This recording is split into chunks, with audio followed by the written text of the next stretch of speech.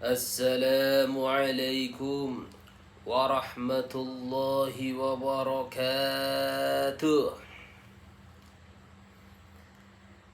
Alhamdulillahi kafa wassalatu wassalamu ala al-mustafa amma ba'du.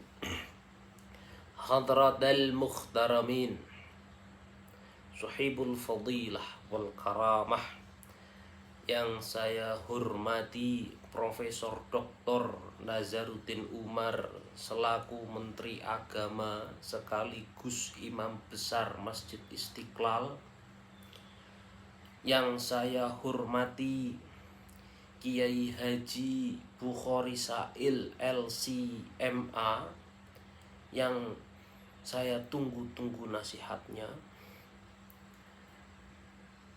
dan jajaran semua pengurus Masjid Istiqlal yang tidak bisa saya sebutkan satu persatu. Alhamdulillah, pada kesempatan hari ini kita bisa berkumpul di Masjid Istiqlal dalam pengajian Syarah Majmu'. Agar tidak berlama-lama, saya langsung saja ingin membacakan yang ada di dalam kitab Majmu' ini. Bismillahirrahmanirrahim. Far'un. Idza shalla al-muslimu thumma irtadda thumma aslama wa waqtu tilka sholati bakin lam yajib i'adataha. Ketika seorang muslim itu melakukan sholat, thumartada, kemudian dia murtad, lalu thumma aslama, masuk Islam kembali, wa waktu tilka sholati bakin, sementara waktu sholatnya itu masih utuh, lam yajib i'adatuha, maka lam yajib i'adataha, maka orang muslim itu tidak wajib untuk mengulang sholatnya kembali. Ini diskusi yang sangat hangat hari-hari ini. Jadi maksudnya di sini adalah ketika ada seorang yang murtad,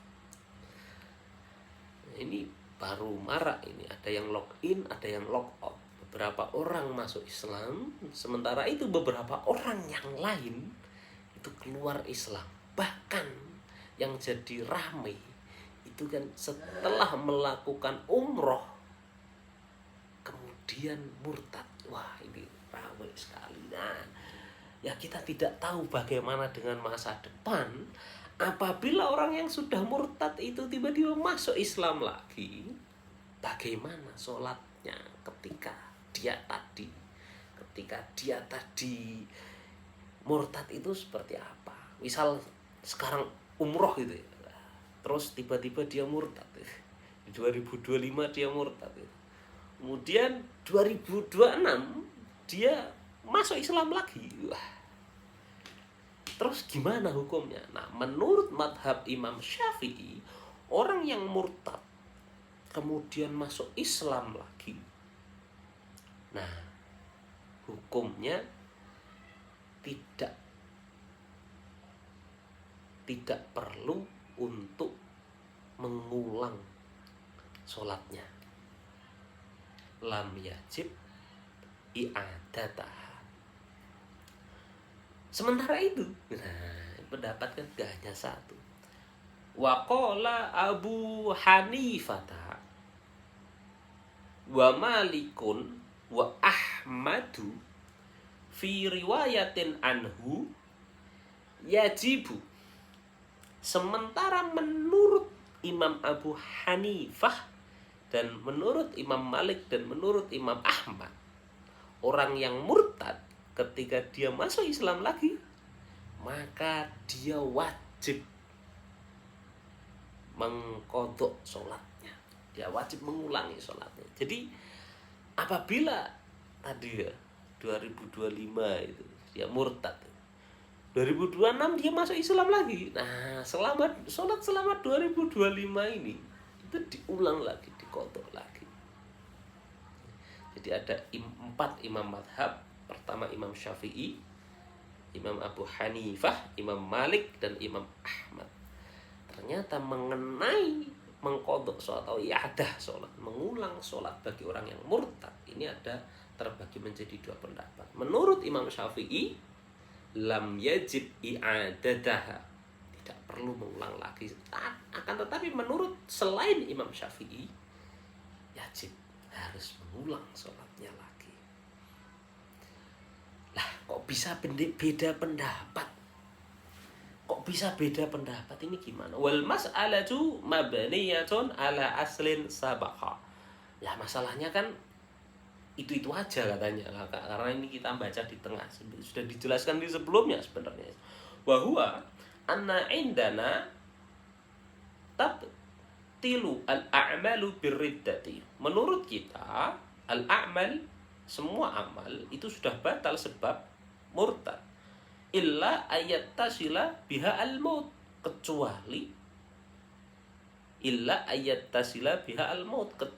dia bersambungan dengan mati. Wa indahum yabtilu binafsil irtidadi. Sementara menurut mereka murtad itu sudah membatalkan semua amal. Maksudnya gimana? Ihtaju biqaulillahi ta'ala, mereka berpendapat dengan ayat biqaulillahi ta'ala, dengan firman Allah, wa may yakfur bil imani faqad habita amaluhu. Nah, ini di surat wa may yakfur bil imani faqad habita amaluhu wa huwa fil akhirati minal khasirin. Ini di surat Al-Maidah ayat 5. Nah, barang siapa yang kafir faqad habita amaluhu, maka amalnya sudah sia-sia. Nah, ini menurut Imam Abu Hanifah, Imam Malik, dan Imam Ahmad.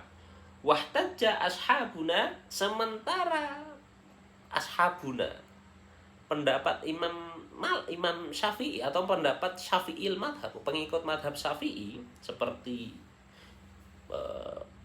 penulis Majmu' ini, seperti autor atau penulis pengarang Majmu' ini, biqaulillahi ta'ala wa may yartadid minkum an dinihi fayamut wa huwa kafirun faulaika habitat a'maluhum. Wa may yartadid, barang siapa yang murtad, minkum, di antara kalian, andini, dari agamanya, fayamut, kemudian meninggal, wa huwa kafirun, sementara dia kafir, faulaika habitat a'maluhum, maka mereka amalnya sia-sia. Fa'uliku al-hubut bisyartin, fa'uliku al-hubutu bisyartoini, sehingga kesia-siaan itu dengan 2 syarat, ar-riddah wal mautu. Ar-riddatu wal mautu, yaitu kemurtatan dan meninggal. Alai wal mu'allaku bisyartoini, sementara ketergantungan itu dengan 2 syarat, la yathbutu bi ahadihima, tidak bisa dengan salah satunya.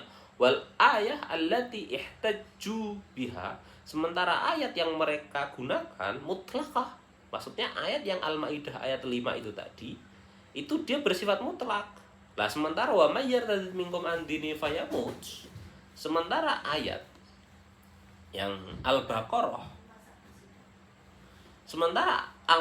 ayat 217 itu dia bersifat muqayyad, sehingga wa hadhihi muqayyadah wal ayah allati ihtaju biha mutlaqah wa hadhihi muqayyadah fayahmilu al mutlaqu alal muqayyadi, sehingga seharusnya ayat yang muqayyad ini tidak bisa sehingga ayat yang mutlak ini butuh ayat yang muqayyad. Nah, ini argumentasi Syafi'il madhab seperti ini.